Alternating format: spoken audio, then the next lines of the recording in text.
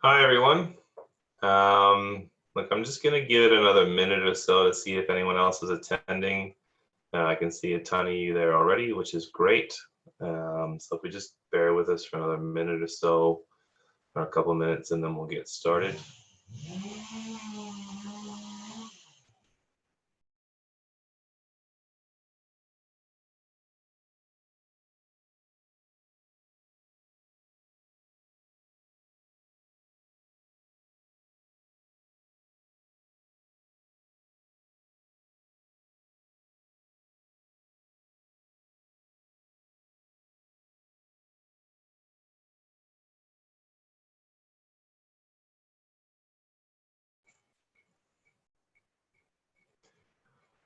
Right. Well, I think we'll get started. So welcome, everyone. This is our first in a series of webinar videos that we're going to be producing here at Bastian Consulting over the coming months. I would ask if everyone can be kind and reserved with their feedback. This is probably going to be some technical challenges. It's our first time doing this, so any errors or any problems we encounter, I'm sure we'll rectify them moving forward. But yeah, this is our first one. And I just wanted to start off by wishing everyone, I hope everyone's safe and secure and healthy and coping with this self-isolation as best you can and find ways to stay active and just basically in good health as well. So I hope everyone's coping as best they can. So just before we get started, you can see the agenda here, kind of what we're going to be talking about today. A little bit of housekeeping. I just wanted to check that everyone can hear me. Can I have the attendees raise their hand to see if everyone can hear me? Yeah, okay. Looks like you all can, which is great. Thanks for that. So there will be a couple polls that will be running during this session as well. And there's also a Q&A button at the bottom. So if you have any questions or any comments you'd like us to discuss or like me to discuss, we'll have a section near the end where we can go through those if there are any. This should only take about 20 to 25 minutes. It's not going to be a huge session, but I just wanted a quick summary around this topic. Now, I assume most of you know who we are, based on who is here, but just a quick introduction. Bastian Consulting is a boutique search practice. Our head office here in Sydney, Australia, but we cover roles across the APAC region. Been operational for almost 3 years now, 3 years in July.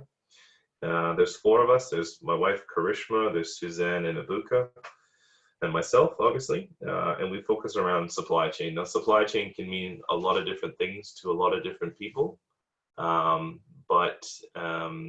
yeah, we certainly, from an ecosystem and center of gravity, supply chain is where we source most of our work from. These are some of the clients we've worked with over the last couple of years, just to give you an idea in terms of industries and contacts and connections as well. And just a quick intro on myself for those who don't know me. So I've been doing supply chain search for about 10 years now, either based in Sydney or Singapore. Spent about 4 years in Singapore. And my kind of value proposition when I discuss supply chain is a 3-pronged approach. So I used to be a buyer, and I've worked on the ground in operations, working in a warehouse setting. It wasn't a sophisticated warehouse by any stretch, but certainly have some experience on the ground. So have that operational experience, have the educational component with a master's degree in supply chain, and then that 10 years of search experience, hearing stories of people talking about the challenges and the achievements and the transformational programs they've been on. That's kind of my value add when I talk to clients and candidates and connections in the supply chain ecosystem. So why this topic? Well, I think it's important for a number of reasons. Certainly COVID-19, coronavirus, this pandemic is obviously the main center of discussion with everyone, all walks of life in every country across the globe. So I think it's certainly an important topic. How it relates to supply chain, I mean, there's a number of different angles we could have taken with this.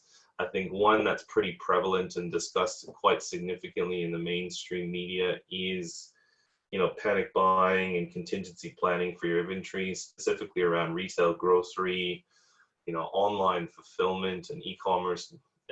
Yes, certainly areas that are being discussed quite a bit right now. We felt like, it's an area that we can certainly start this webinar series because it's pretty prevalent right now.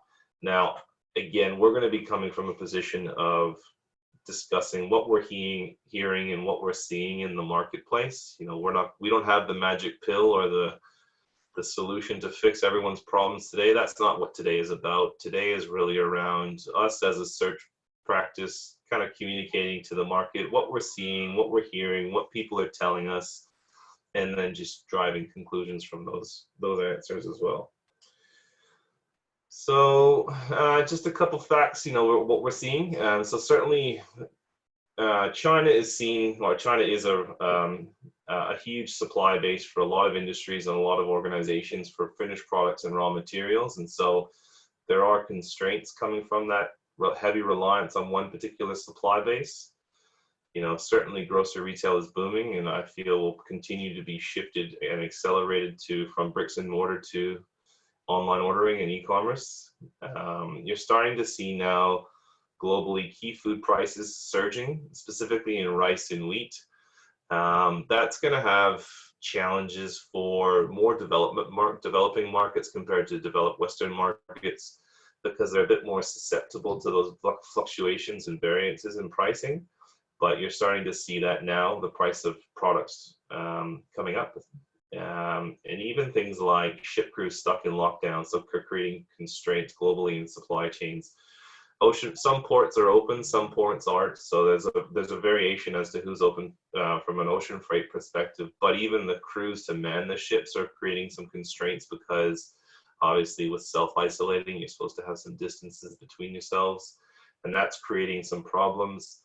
And another area that is being discussed more and more is the balance between onshore and offshore manufacturing. I'll use Australia here as an example. We have a heavy reliance on offshore manufacturing for finished goods. And there's discussions more and more, and you see, policy and government starting to discuss around how do we create a better balance, a better equilibrium between the both, because if you're producing everything offshore and when constraints and situations like this arise, how do you ensure availability of your inventory, essentially? So I'm going to put the poll question 1 out. So hopefully you guys can all see that. I was just curious to understand, how would you rate your organization's response to COVID-19? So just if you can take a quick minute to answer that. Just interested to see who says what and what the kind of consensus is around that.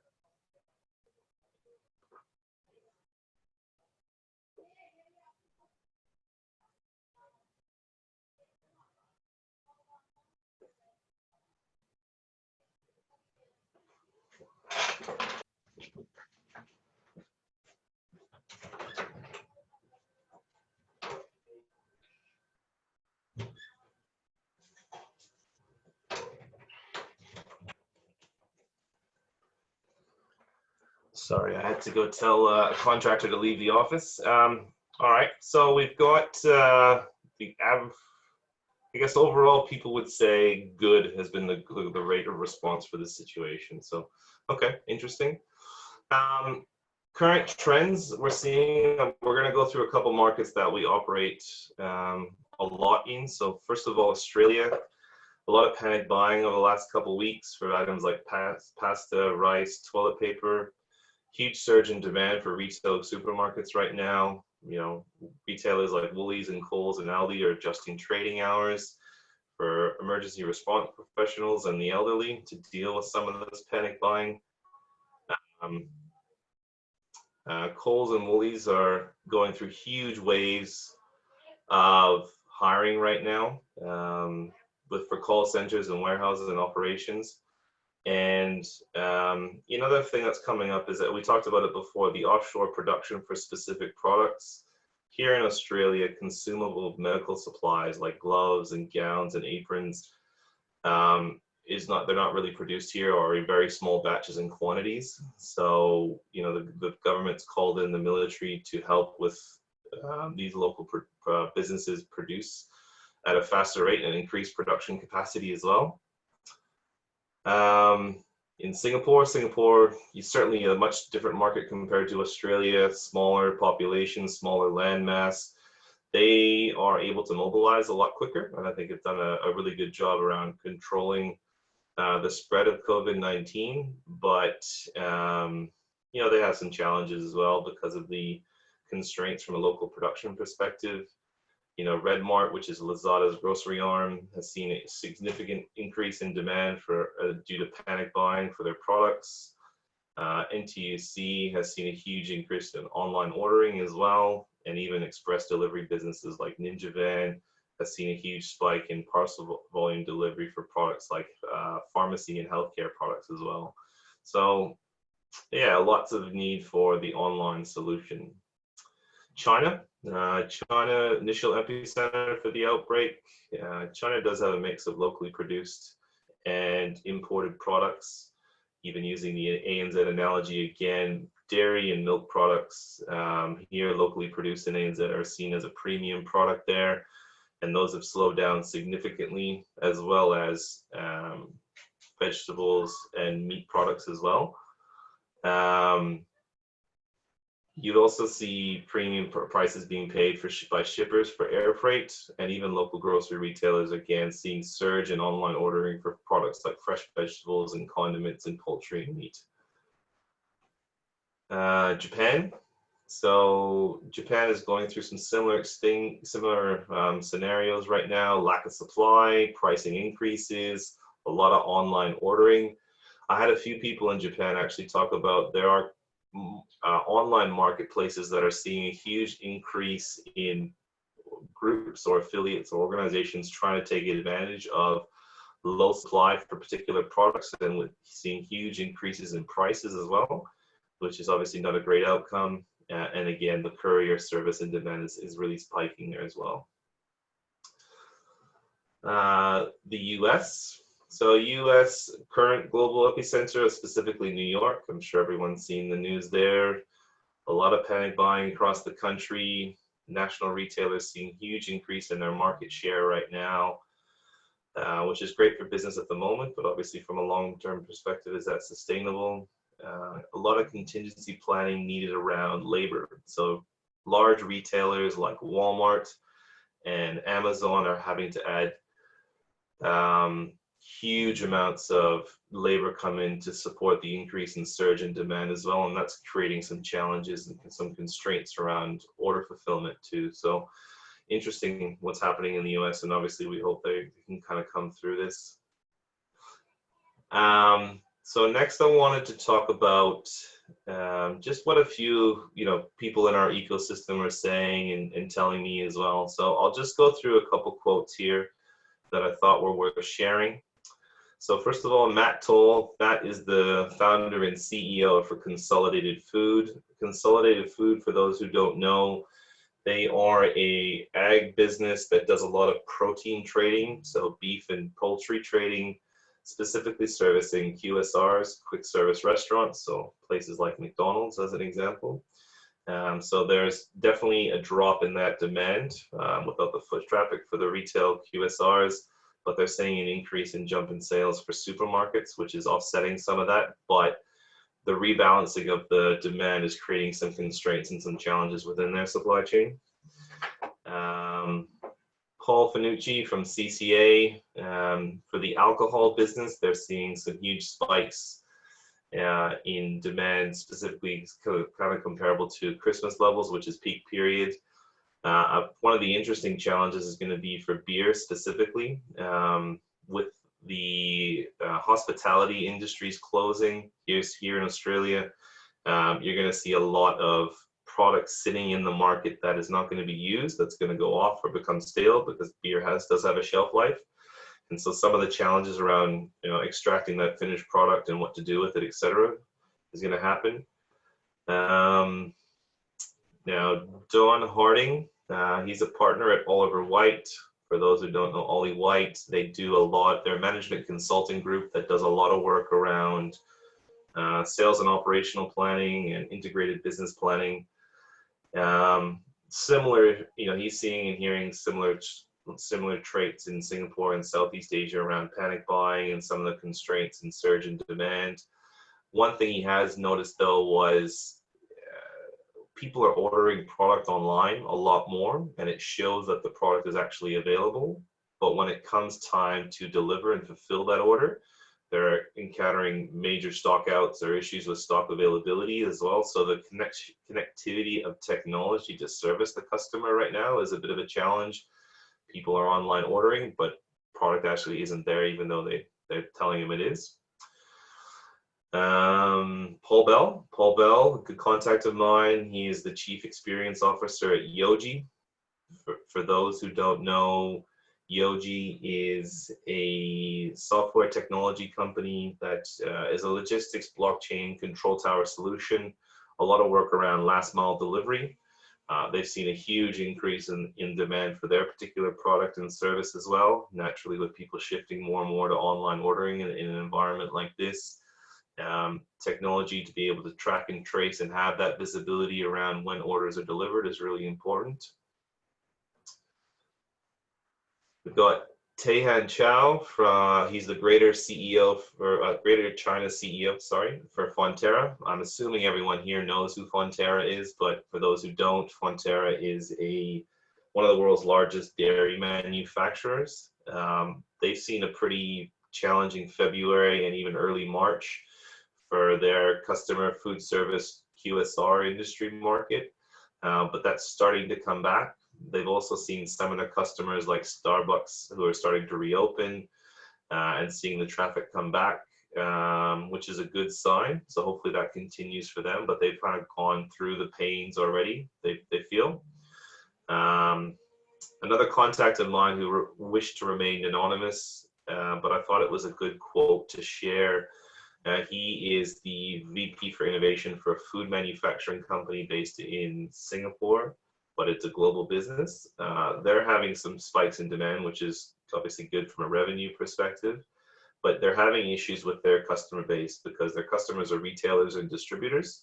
And those retailers and distributors are having major issues around securing staff or transport providers to deliver the products to the market as well. So yeah, just an interesting kind of how the chain of events can affect the entire business order operations and some of the constraints they're going through. And then lastly, I just wanted to talk about Nick Kagan comments. So Nick is the executive MD for Colliers International. Nick's based in Toronto, in Canada.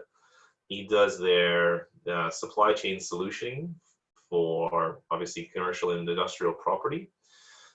He's seen an accelerant from bricks and mortar solutions to online ordering, and that trend just being exponentially growing because of the pandemic we're going through at the moment. And also it was interesting to hear this continued drive for industrial space near consumers to improve last mile economics. So, having your facilities and your inventory closer to the customer is a huge push right now as well, and I thought that was pretty interesting to share, because not only do you want to be able to order your products online, but you also want to make sure they get to your customers quicker and faster. So that availability of industrial space, or how to transform that industrial space to meet those customer needs, is an interesting trend that's coming from this. All right, so we've got poll question 2. So I'll launch this and give you a minute or two to answer this. So, what's been the weakest part of your company's response to COVID-19? Was it communication with customers, communication with staff, communication with suppliers, inventory and safety stock planning, labor workforce plans, or just generally everything?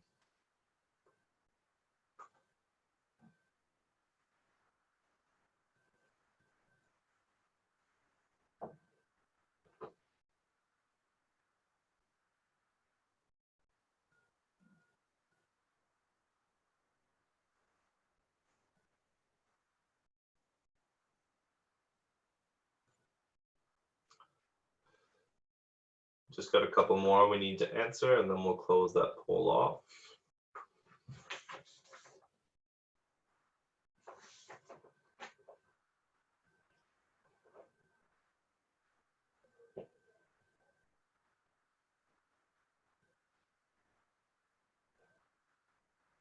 Right, okay, so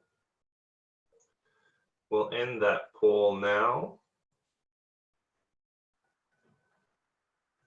So I guess the biggest issue people talked about in their supply chains were inventory and safety stock planning and contingency plans around safety stock. So look, I think that's probably pretty consistent from what we're seeing as well.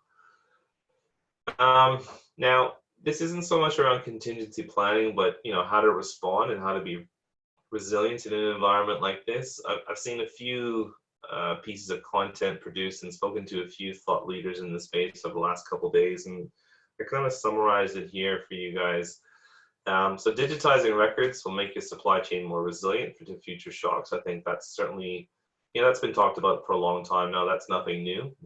Certainly technologies like blockchain can support that to ensure privacy for your suppliers, but also your customers. But supply chain visibility to understand the constraints during a disruption is very paramount, and I think that's something certainly a lot of people are speaking about around where are the constraints, how do we navigate those constraints and build a solution to alleviate them. Some of the ways and areas people talk to me about were moving away from paper to digitization, ensuring privacy for suppliers, giving suppliers an incentive to share their data. I think that's quite a unique concept and an interesting concept. What's the incentive to share the data? How do you get them to release that data to get greater visibility across your supply chain? And start early. Don't assume this current disruption will never happen again. I think that's something certainly from a resilience and from a planning perspective you want to be conscious of as well. So that kind of brings us towards the end of it. So again, huge trends in online ordering and e-commerce for retailers and grocery retailers. I think you're going to see the existing footprint networks and just general supply chain be just not only being disrupted now, but will be forever changed. Your review existing models will continue to take place because these disruptions are going to probably happen on a more frequent basis. Markets like Australia that rely heavily on offshore manufacturing are hopefully and will certainly look to reduce that reliance on specific supply markets and look to have a better balance between the two. This is going to be test cased and discussed and analyzed and reviewed for the coming years continuously. And I do believe, based on the conversations we're having, that we're going to see an increase in simulation and stress testing around current supply chains for future problems as well. So that's an interesting market. And I think anyone who's a vendor in that space is probably going to see some exponential growth come their way. So yeah, if anyone has any questions or comments we'd like to discuss, please feel free to type them in now. We can get to those. I'll give you guys a minute.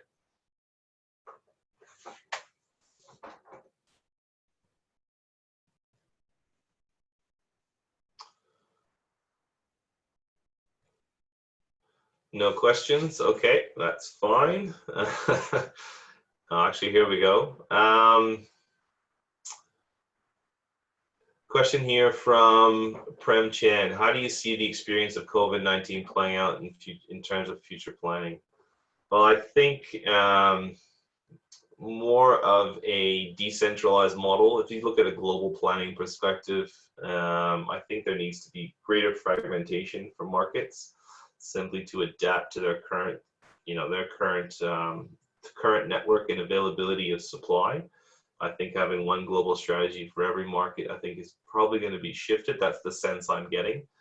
And certainly trying to enable yourselves to be a little bit more adaptable and nimble to disruption or to pandemics or situations that are similar to that. So yeah, that's what I'm hearing and seeing, but great question. Thanks, Prem. Okay. All right. Well, look, I think we'll kind of go to wrap this up. Again, we got one more question actually. Sorry. could pandemic contingency planning become part of? Look, I'm not sure, Prem. That's a good question. Prem's asked another question as well. Um, I think certainly the impetus around having processes in place, when you're responding to RFQs or RFPs or requests for proposals, how do you put processes in place, contingency planning, safety planning? I think that you're right. It probably will come into play a little bit more. I'm certainly not hearing about it, but certainly from a procurement side, I wouldn't be surprised if we start seeing what are your contingency plans? How would you respond to natural disasters or pandemics or major disruptions? Even the example of, I don't want to talk poorly about my client Toll, but they recently went through a cyber attack as well. So, the response to huge constraints and huge disruptions, I think, is certainly going to become more and more part of, managing your commercial relationship. Right. So that about wraps it up, I guess. Thanks for coming, guys. And again, please be kind. This is our first time, so if it wasn't as smooth as you anticipated, please be understand that's why. I think the closing remarks I've got, we're going to see a lot more shift and a huge demand in interim and contract labor, just to bring this back to the recruitment side, with the quick need to analyze problems and constraints and build solutions. I think that the desire for flexible workforces, not only in white collar work, but also blue collar, obviously. The change agents in transformational talent is going to be highly sought after. It always has, but anyone who's got experience or being able to come up with unique or innovative concepts, you're going to see a lot more use for that. And we believe we're positioned to help identify and secure that talent. I think this new world we live in is going to be definitely different, and finding that right talent to manage these disruptions is going to be paramount. So we believe we're the ones to support you, and it'll be interesting to see what the next 12 to 18 months looks like from a supply chain perspective. Thanks again for coming, everyone. I do appreciate your time and effort, and hope you all stay safe. Love to hear feedback, even if it's not kind. And have a great day. Thanks, everyone. Cheers.